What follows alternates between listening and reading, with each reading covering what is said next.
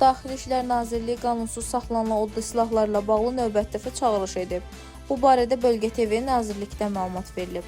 Bildirilib ki, qanunsuz odlu silahların saxlanılması və daşınması cəmiyyət üçün ciddi təhlükə mənbəyidir.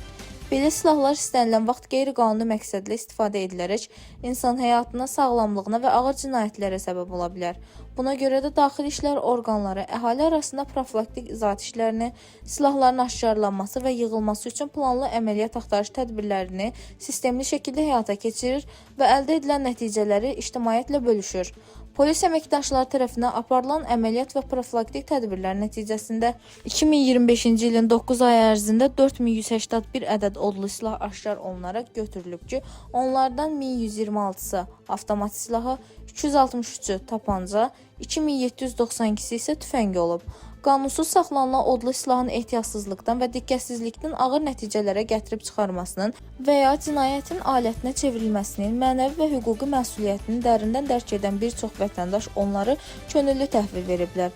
Belə ki, 2025-ci il 9 ay ərzində 3536 ədəd odlu silah vətəndaşlar tərəfindən könüllü olaraq təhvil verilib.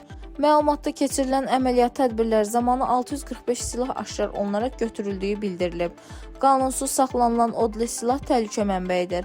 Hansısa ictimai təhlükə əməlinin törədilməsinə alətə çevrilən faciəyə səbəb ola bilər.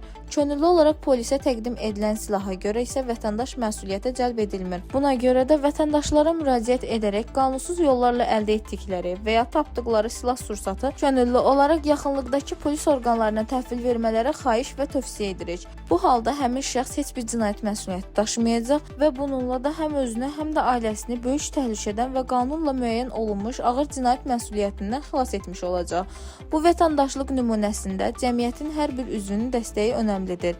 Cəmiyyətdə böyük məmnuniyyətə səbəb olan bu tədbirlərə dəstək verən hər bir vətəndaşa təşəkkür edirik. Daxili İşlər Nazirliyinin mətbuatında vurğulanıb. Dilbər Vüqar qızı, Bölgə TV.